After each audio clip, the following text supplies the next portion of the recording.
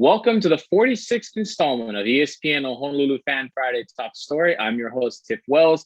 With me today, he's a 2019 Outrigger Resorts Rainbow Classic All-Tournament Team selection. He's a senior guard / forward from UH Men's Basketball, Samuta Avea. Samuta, welcome to Top Story. I appreciate you for having me. Thank you. Thanks for joining us. Now, first off, we mentioned Rainbow Classic All-Tournament Team recognition. You being born and raised here in the state, you know how historical this tournament has been over the years. When you were announced as part of that all-tournament team a couple of years ago, what did that recognition mean to you? It was definitely a moment for me. I mean, like you mentioned, being from here and getting to play in front of my family and friends, having that acknowledgement was really cool to share with them and my friends and my people. So, just a lot of hard work working up to that point. And it was definitely a cool way to start off the season. Did you have a chance to go to many Hawaii basketball games while you were growing up? I did. Yeah, I was always here watching the games, going to the kids' camps and whatnot. So growing up, this was always a dream school for me. And playing in the Stan Sheriff was such a cool experience to think about. So, growing up watching the team was really cool. You mentioned going to the camps, going to games as you were growing up. Is there a particular team or a game or a few of the players that you remember really idolizing as you were growing up going to these games? Oh, man. I mean, I play a different position, but I was such a big fan of Isaac Fotu's footwork. Watching him, I mean, kind of the sooner years of Aaron Valdez and Noah Allen was cool because I was like, hey, they rock 32, so that was something cool for me to see and play a similar position. So yeah, I mean, I was just more of a growing up. I was more of just like a fan and like here to support the team. But as I got older, is when I started to be like, okay, like basketball could be big for me. So then I started really looking at players' games and stuff. You mentioned players that wore the number 32. Has that always been your number? And when did you decide to pick that when you became a Rainbow Warrior? Yeah, I've always worn 32. I was my mom's from Utah, so it started off as a Jazz fan and watching Karl Malone, and then I became big on Jimmer Fredette when he was at BYU. So it just kind of continued, and then I was a big Blake Griffin guy. So it's always been that number for me, and I've wore it all through middle school, high school, until now. So yeah, I don't plan on changing it. You mentioned mom's from Utah. Hawaii fans don't really have a true rival, but of course in the state of Utah, it's either blue for BYU or red for the University of Utah. As when you were there as a junior in high school and just having your mom being born there, did you favor BYU, Utah? Who did you root for in the state? When I was up there at that time, I was definitely with Utah. I was close with a lot of guys on the team at the time and lived closer to that campus. So I was definitely supporting that crew. And growing up there was really cool. I mean, like you said, the rivalries were fun to go watch. And yeah, it'll always be like me going up there. And so we know how sometimes athletes, we look at the bio on the website for you and it says you're 6'6". We know athletes sometimes give themselves maybe an inch, maybe 2 inches of an extra boost. Are you legitimate 6'6"? Yeah, I mean, flat-footed 6'5", but I mean, with shoes on 6'6". So I mean, I play basketball in shoes, so I mean, it seems that I don't think it's a fib or exaggerating my height at all. No. That's what I'm listed at.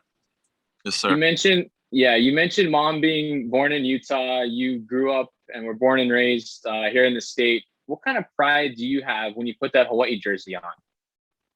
Man, it's crazy because it's also been a while for me to put the jersey on, being opted out of last year. But I mean, every game, just I'd lay it on the floor and just take a real good look at it, and I just try to align my perspective every single day and just, remind myself like this is what I've dreamt of and worked so hard to become. And being it, like I mentioned earlier, just putting that jersey on and representing my family in the crowd and the name on the front and the back, it's such a unique combination for me, and I'm grateful for the time I've had here for sure.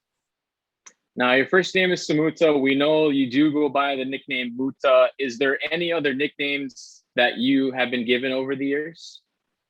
Yeah, I mean, most people close to me call me Muta. A lot of the guys, like, they just yell Moot. Moot is usually what I'm going by. Yeah, not many people like pronounce the whole thing, so Muta's really what I go for sure. You mentioned that it's been a while putting on the jersey. You did opt out of this past season.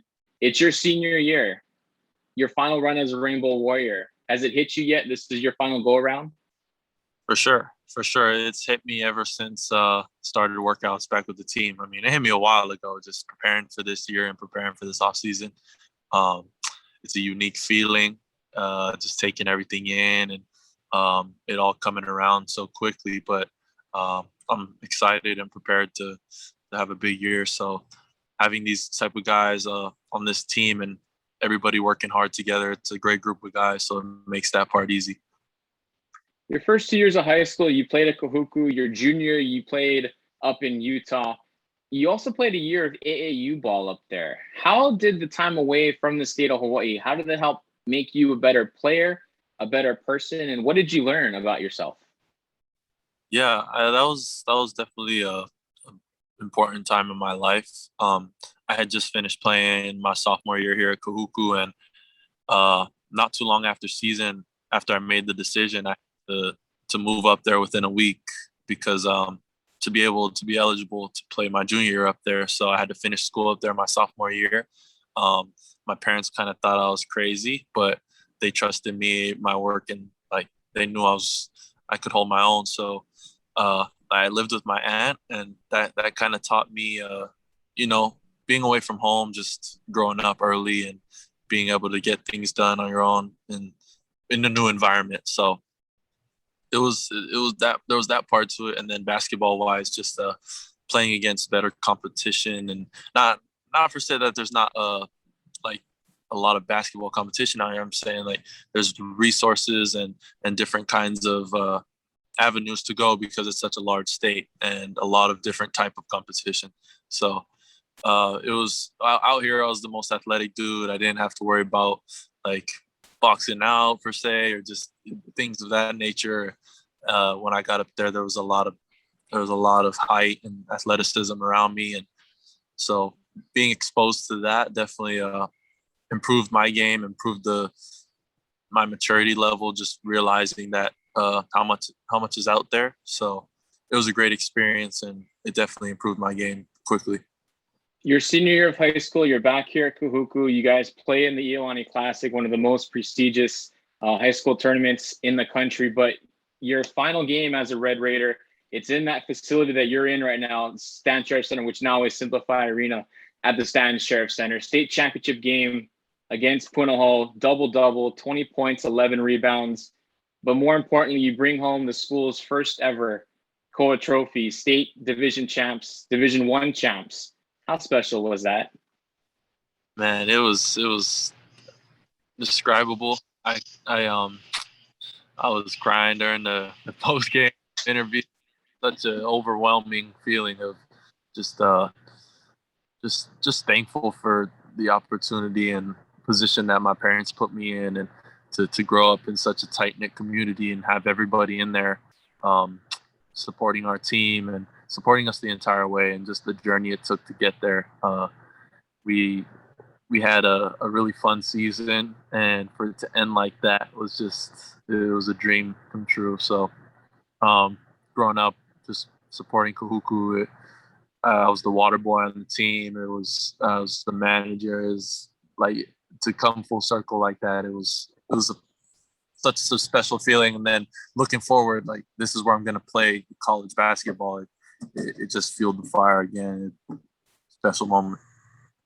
Now, Kahuku's more known for the football players it produces to the college ranks, and also many have gone on to play pro football. Were you ever asked in your time at Kahuku to come join the football team? For sure. It's definitely a football school. It's you're looked at a little weird if you're not involved in the football uh, aspect of the school. So yeah, growing up playing, I was in Big Boys and Pop Warner, and um, it wasn't my first sport for sure, but I was playing it because all my bros were playing it, and I played JV my freshman year and varsity my sophomore year. But when I made the move to Utah to take basketball seriously, that was I stopped playing football then. But beforehand, I mean, I was at all the games growing up and couldn't wait to play football too. So I had my time playing football, but yeah, basketball was always my first love. What was the biggest difference, say, between playing high school ball either at Kahuku and then, of course, up in Utah, but then when you made that jump to UH to play your freshman year, what was the biggest difference in basketball? Basketball definitely just like the entire team strategy of it. Just there's a lot of nuances to college basketball and what coaches want out of their team and roles. So getting adjusted to that was definitely new for me, and like using my athleticism at times and just a lot of little things that I may not have been so disciplined with in high school. It's a little bit of a faster game in college, but yeah, it was a cool transition, and it's been a while, so I'm real comfortable with it now. We hear of how pro athletes say they've had like a welcome to like the NFL, welcome to the NFL moment, or welcome to the NBA moment. Did you have a moment your freshman year of playing college basketball where it was like, welcome to college basketball? I think probably just seeing Mike Thomas and Gibson, and then just having been watching them and supporting the tournament team, and then Mike being on my team and getting to learn some stuff from him. It was initial. It was right away. I was like, all right, it wasn't anything that took me back and shocked me because I was prepared for it, but it definitely was eye-opening and welcoming. We need to take a 30-second timeout here, Samuta. So stay right there. Along with senior guard / forward for Rainbow Warrior Basketball, Samuta Avea, I'm Tiff Wells. You're listening to ESPN Honolulu Fan Friday Top Story.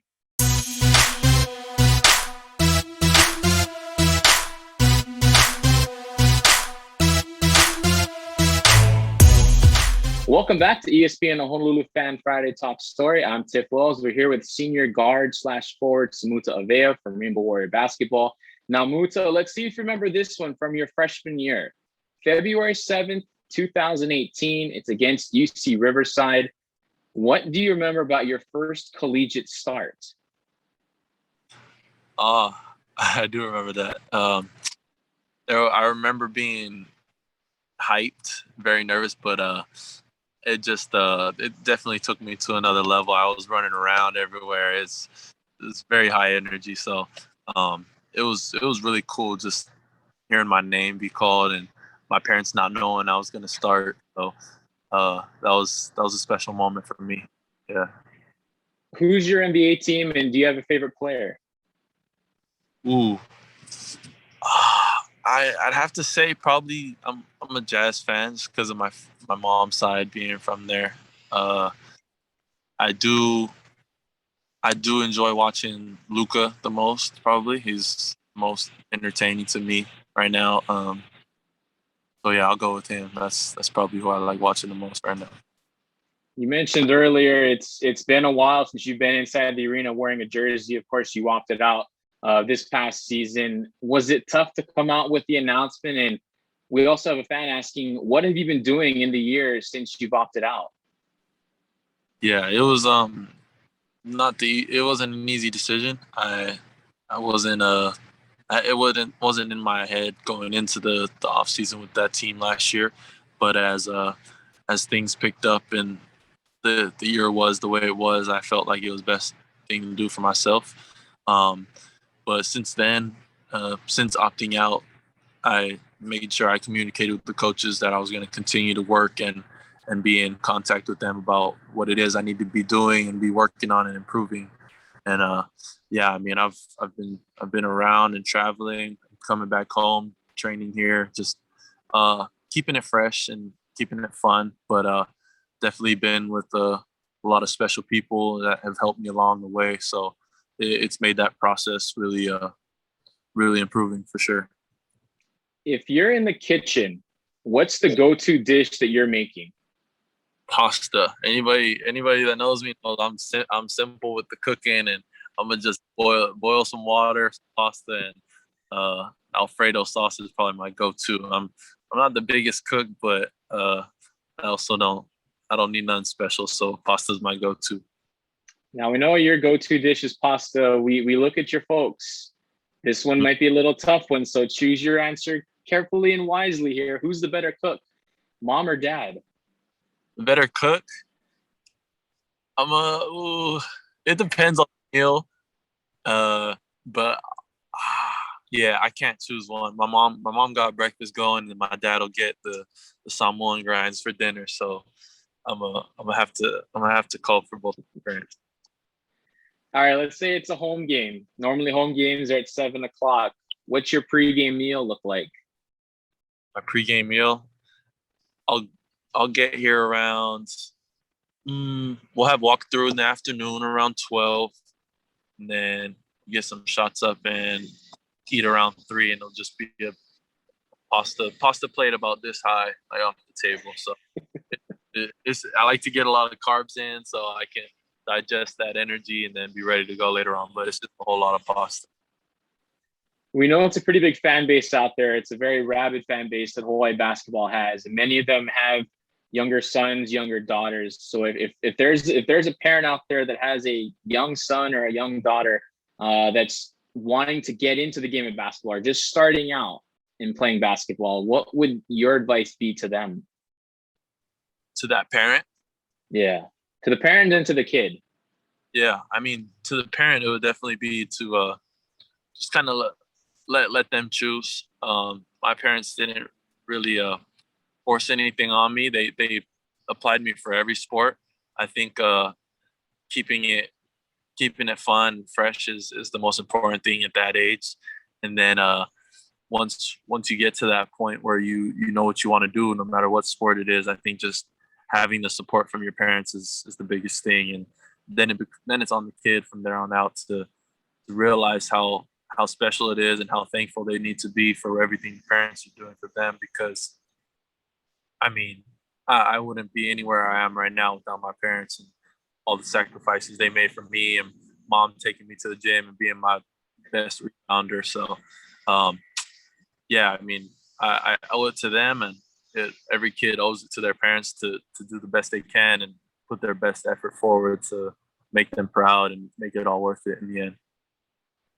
You're 6'6". Do you remember the first time you dunked a basketball on a 10-foot rim? Yeah, I do. It was in 8th grade at Kahuku Park. That was the first time during we were just doing layup lines, and I was feeling good. And yeah, it was kind of crazy. At the free throw line, we know some guys will take a few bounces, some guys will just go right up and shoot, others will take a deep breath. Take us through your mental approach when you're at the free throw line. Yeah, for sure. As soon as the ball's thrown to me, I just like take a good deep breath and stare at the front of the rim. Then I'll bounce it once and spin it back.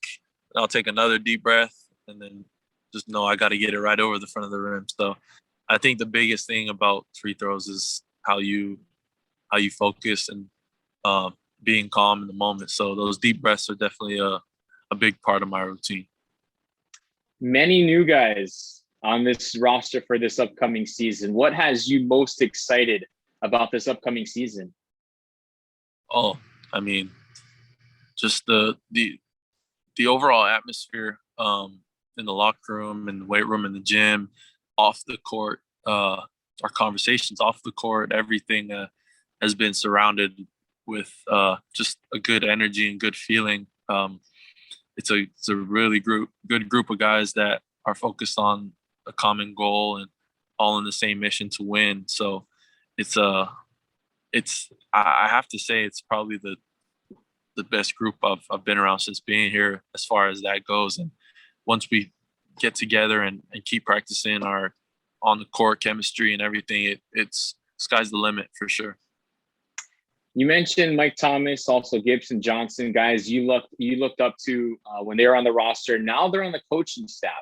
How cool is it to have guys that have played in the program now coming back to be members of the coaching staff?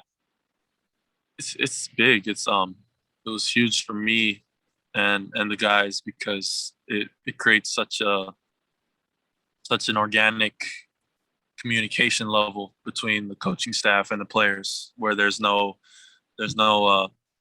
miscommunication. It's easy to get our word across, and people who understand how it was when they were here, and as well as the other staff members who have also played the game. So it just improves our level of understanding that much more, to have those who were here before us and even those two who I played with to know what we're going through. We look at the Diamond Head Classic. Bracket was recently revealed, and you guys open up with Vanderbilt, head coach Jerry Stackhouse. Knowing you guys are playing a Power 5 team to open up the Classic, excited to take on a Power 5 team? Most definitely. Yeah, that's the funnest part about Christmas for me now. So it's I couldn't ask for a funner thing to look forward to. It's the only thing we know about so far on our schedule. So we're excited to find out about our November games and whatnot. But to see another name, and especially a Power 5 team, it's fun to look forward to. Now, the program hasn't won the Diamond Head. So what would it mean to you and the program? You guys win the Diamond Head Classic this year. What would it mean? Yeah, I mean, there's nothing else on my mind. And it's a big opportunity for myself as well to be the upperclassman and be the leader that I want to be for this team. And going to Kahuku and hearing about that, and nobody's ever won a state championship, that's all I set my mind to. So I'm here to do everything I can, and I will do everything I can to make that happen. And that's what I'm focused and working towards. All of us, our whole team. Athletes are superstitious. We know baseball guys are the most superstitious out there. Are you a superstitious guy when it comes to basketball? For sure. Yeah, 100%. I have game days are another level, but just everyday practices, just knowing the day before what my entire schedule is going to look like from when I wake up to when I go to sleep. So having everything planned out, having my meals planned out beforehand, it's really important to keep me on track and disciplined to, get my work in, and as well as my extra work before and after. So yeah, it's an important superstition I have. Yeah. A fan also asks this one. He says, what's the friendship like you have with Kyle Kuzma? That's a funny question, but no, that's my brother. He it's the special. He's a great guy. I look up to him, and I can't thank him enough for everything he does for me.